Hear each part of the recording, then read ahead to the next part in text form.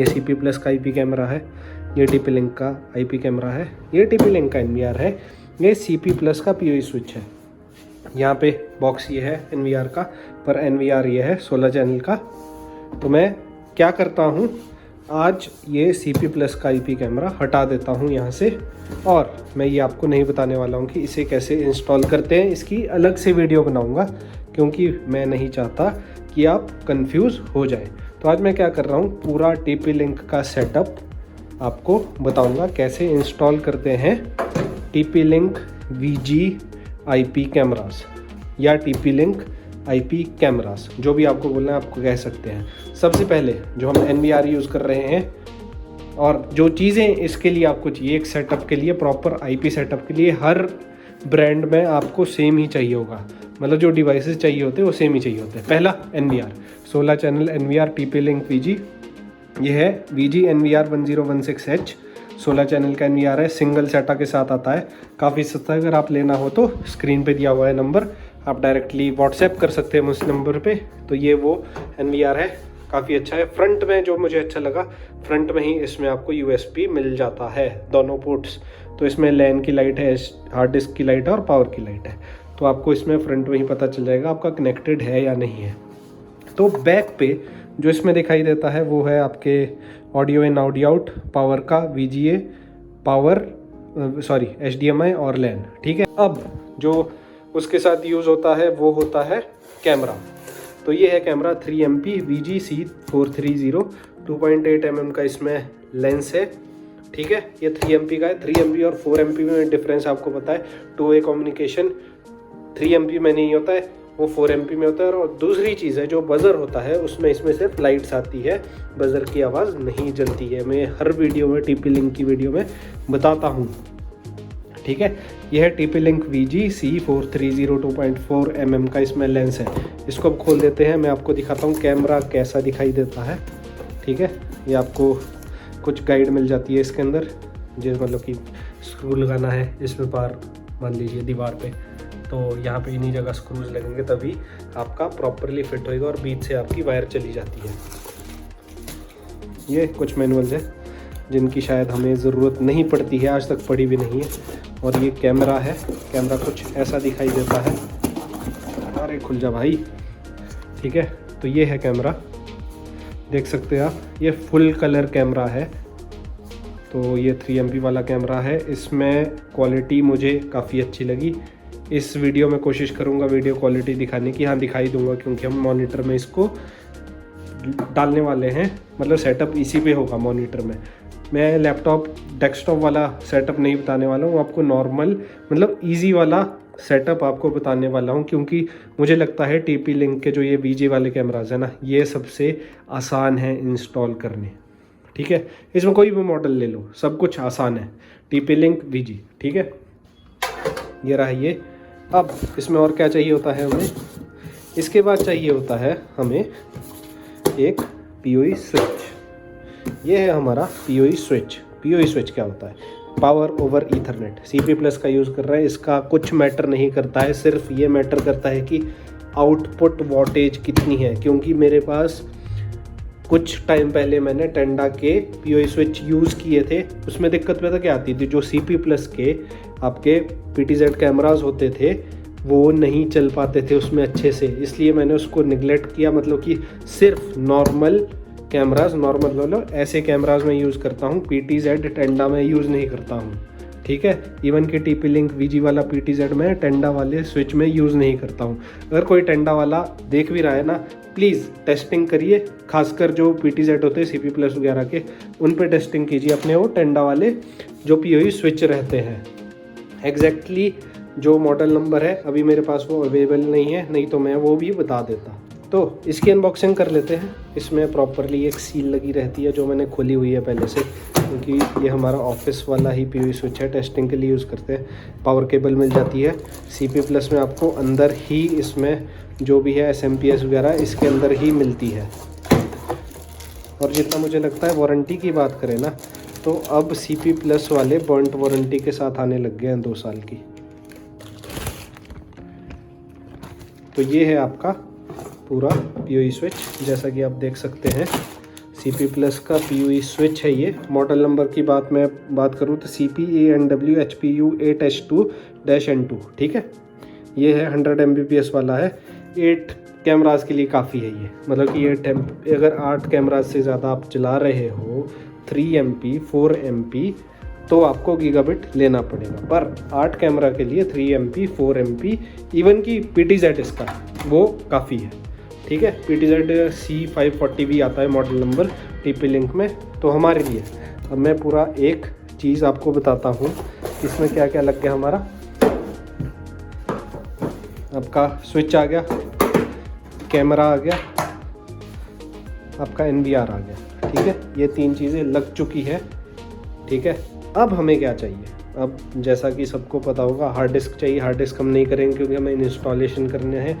Hard disk के लिए दूसरी वीडियो मैंने बताई है कि इंस्टॉल कैसे करते हैं हार्ड डिस्क एक NVR में। वो इजी होती है, खोलो अपने खांचे में लगाओ, हार्ड डिस्क के खांचे में लगाओ और बिल्कुल सही से चल पड़ता है। तो मेरे पास देखो सारा सामान इकट्ठा हो चुका है कैमरा इंस्टॉल करने के लिए। कोई भी IP कैमराज हो, TP-Link नहीं, कोई भी कैमराज हो, आपको क्या चाहिए, LAN cable, camera, PoE switch जिसको सीधा कर देते हैं, आपको NVR, ये हमने 16 चैनल का यूज़ किया है इस टाइम पर। कैमरा एक ही चलाएंगे क्योंकि हमने को बताना है कि सेटअप कैसे करना है। तो कैसे कनेक्टिविटी होती है मैं बता देता हूँ। पावर अडेप्टर को NVR में लगा दिया, आपका जो PoE है उसको हम ऑन कर देंगे, पावर लाइट आ चुकी है, ठीक है। उसके बाद बेसिकली हम NVR के थ्रू पूरा कैमरा तक जाएंगे, मतलब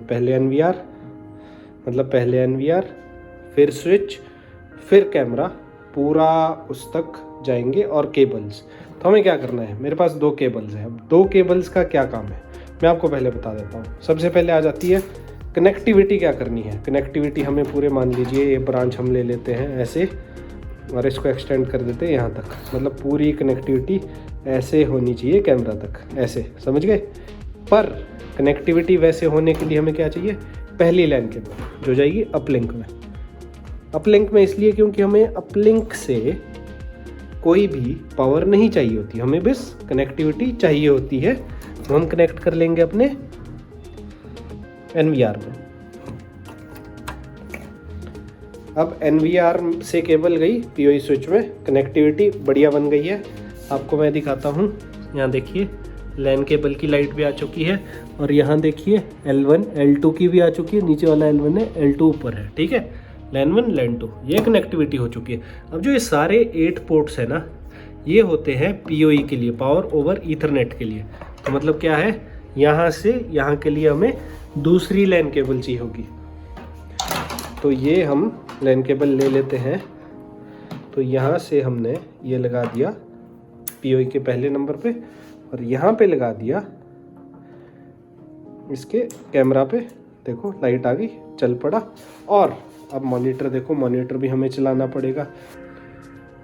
ये देखिए, अब ये कैमरा क्यों आया इस पे, क्योंकि हमने इसे पहले से कनेक्ट किया हुआ था। तो अब मैं आपको बताता हूँ कि अगर आपका नया कैमरा है, नया सेटअप है, कैसे करना है। NVR का चलो मान लो सेटअप आप जैसे तैसे कर बोलोगे, पर उसमें कैमरा कैसे इंस्टॉल करना है तो ये मैं आपको बता देता हूँ। उसके लिए चाहिए होगा आपको ये माउस मैंने कनेक्ट कर दिया, ठीक है।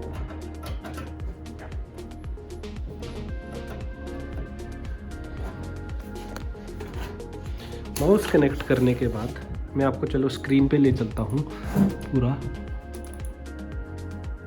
सेटिंग्स में जाते हैं, अपना जो भी पैटर्न रहता है वो मैं आपको पूरा बता देता हूँ कि क्या है कैसा है, ठीक है। तो ये देखिए, ये ऑलरेडी इसमें रिमूव डिवाइस कर दिया, ठीक है। तो इसमें 2 ऑप्शंस रहती है TP-Link में, प्लग एंड प्ले, ठीक है, स्मार्ट कोडिंग, ठीक है।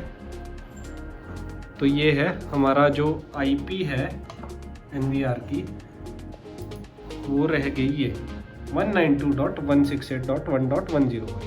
अब इसी की ही सीरीज में आप कैमराज इसमें डालोगे, मतलब 192.168.1. आगे कुछ भी हो, मतलब आप उसमें कुछ भी ले सकते हो। जो गेटवे देख लिए 192.168.1.1, ठीक है।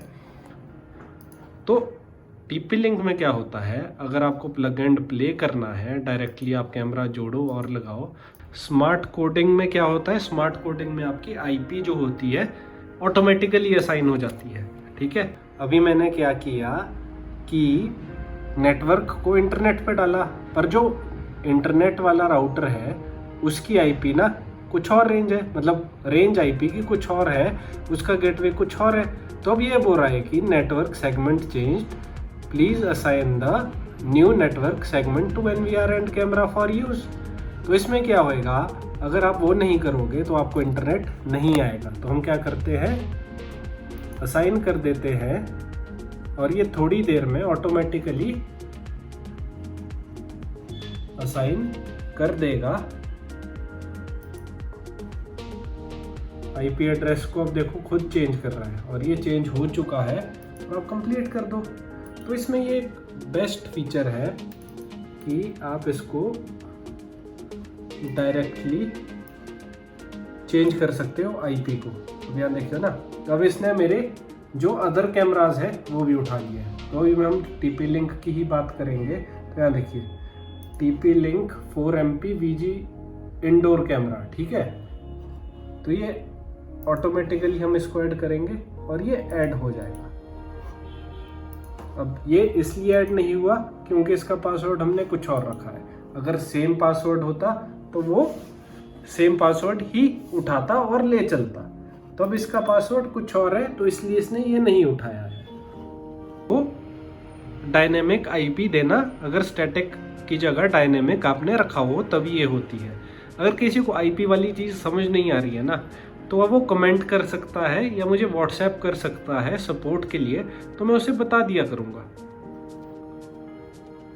तो इसका as simple as that directly add हो जाएगा, as long as your camera has this, मतलब कि सेम पासवर्ड जो आपका NVR का पासवर्ड है, कैमरे का भी उसका सेम होना चाहिए, तभी वो ऐड करेगा।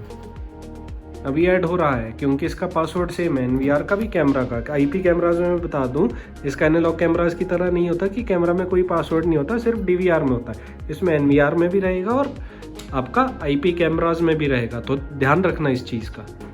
तो एट द एंड, ठीक है, कंक्लूजन पे ले जाते हैं इस वीडियो को। तो मैं आपको बता दूं आपको सेटअप के लिए क्या चाहिए। ठीक है, सेटअप आपका डायरेक्टली हो जाएगा TP लिंक में। TP लिंक ये रहा, ठीक है। कैमरा आपको बता दिया है क्या करना है, कैसे करना है। स्मार्ट कोडिंग में आपका पूरा खुद से IP कैमराज की कोडिंग हो जाएगी, मतलब IP मिल जाएगी। प्लग एंड प्ले में डायरेक्टली ऐड हो जाएगा। अगर इन केस नहीं हुआ तो आप डायरेक्टली आपको बताया कि कैसे ऐड हो जाता है। आपको क्या चाहिए, NVR, PI switch, camera, cables, ये चीज़ चाहिए और इसके अंदर हार्ड डिस्क चाहिए आपको NVR के अंदर। दैट्स ऑल, इसके अलावा कुछ नहीं चाहिए। आई होप कि आपको थोड़ा बहुत समझ आ गया होगा। किसी को समझ नहीं आया है तो हमें वो व्हाट्सएप कर सकता है। बाइंग सपोर्ट चाहिए, हमसे लेना है कुछ, वो कर सकता है। तो अगर आपको ये वीडियो पसंद आई ना तो लाइक कर देना, सब्सक्राइब कर देना इस चैनल को। Thank you for watching, meet you in the next one. Stay safe, stay secure.